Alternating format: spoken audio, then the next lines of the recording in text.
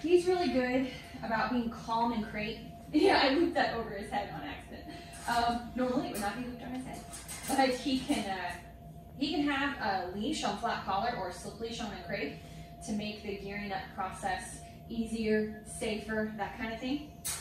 So if the leash is right here, I'll pick up the leash. Well, I can do it now. And let's go now. Hey, hey, hey, hey. He does that sometimes. Settle down. Good. If it's wrapped around his leg in some way, like that's really common, I'll just walk him a bit. Let's go back. Good boy. And kind of get him to step out of it without having to touch him. I know. Now this is kind of, it got low. It needs to be a little bit more snug. Not tight, but snug. But it got really low, but that's okay. I don't have to touch him to adjust it or anything like that. Come on. This is where, if you needed to, you would put the muzzle on. So a little bit of tension on the leash. Good. Muzzle. Good.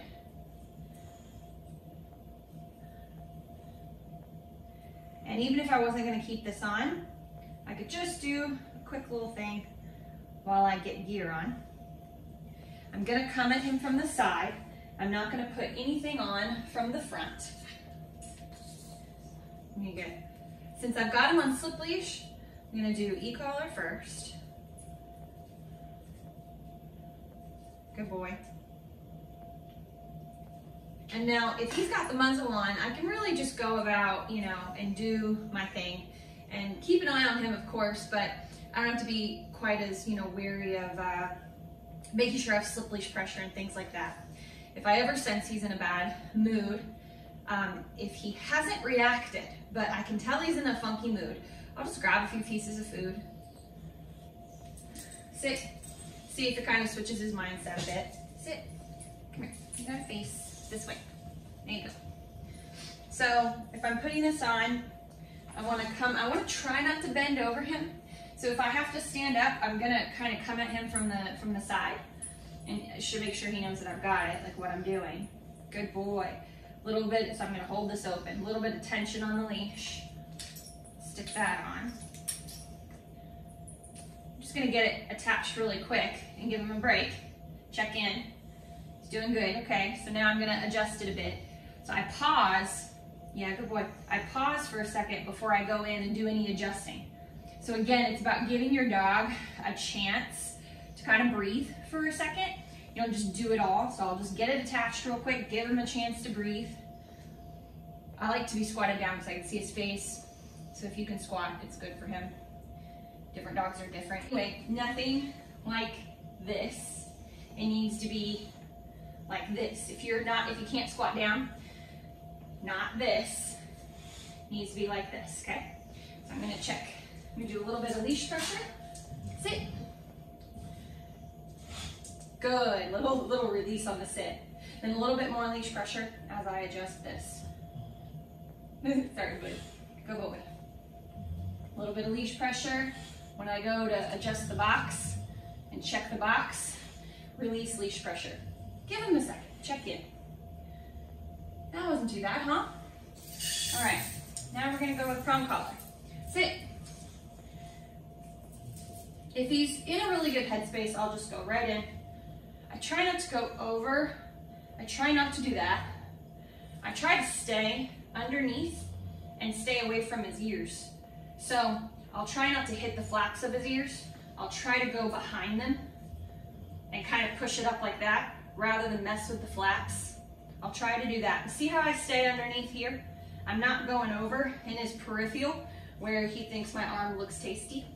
What are you doing? No, that's not nice. So that's one way. If I feel like he's doing pretty good, I'll just go right in and under. I say I don't have to look, so you might have to practice this. I don't have to look to attach it. So do that, right? If I feel like he's giving me some shade, he's in a bad mood, come here, sit. See if I can show this. So I'll do a little leash pressure. Hey, settle down. I don't want to be towering over him, just a little bit of space. Hey, good. See, I still have the leash, a little tension on the leash. Good. And I can do it that way. It's just a little bit more passive. If he was in a bad mood, he'd be on muzzle. So let me be really clear about that. But if I'm gonna go around him, I'm gonna give him a little bit, hey, I'm here, bud, just to let him know I'm here. And I'm gonna go around, and I'm still holding this with tension. Like even when I grab the prong collar, I still have tension on the leash. Gotta keep it out of the way of the e-collar. There we go.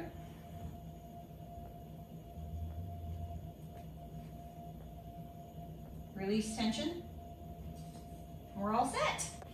If I wanted to kind of check in with his mood, in the crate, got a couple of options here. Good boy, I could give him a treat and then kind of loop this over the head. But sometimes he can get a real attitude about things going over his head. So sometimes it's not best to do that in crate if he's kind of being a little weird or had a rough day. So now look how much he hates pressure. So I recall him out. I go to put the leash on him. I thought he'd be fine, but I stopped moving.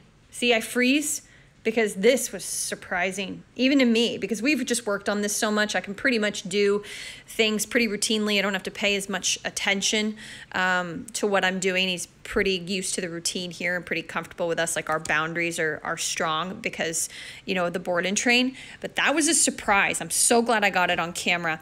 But two things I want to point out. One is I stopped moving.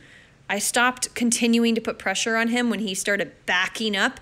If I had continued just for the sake of the video, I would have lost even more trust. And I lost some trust with him right here. I really did. And even though this guy, he does have some fear issues, but he can be just aggressive and have a nasty attitude just to have it. He really can. But just because of that doesn't mean we just do whatever and correct him whenever. We go slow and take our time and look for triggers and help him. I'm gonna go from the side. Good job. See, look at that. Look at that difference. Look at that difference. Yeah, that's a good boy. That's a good boy. And then I go the same way. Do the leash pressure, muzzle on, gear on, muzzle off, go about doing, you know, whatever it was that we're gonna do. But anyway, just so you know, some of the other stuff like using food work to clean his folds, which he will also get snappy at, things like that, all of that can help. Now, I'm glad that he moved back rather than trying to bite the leash, which is something that he did early in his board and train. So it was a good choice, but it also, he just hates pressure coming right at his face. So we have to take that into account. And that way it's a two-way street. You don't react to me or have any attitude, but I'm also going to be considerate of what I know you're uncomfortable with, and we're going to go slow and we're going to work on it. Anyway, guys, hope that helps.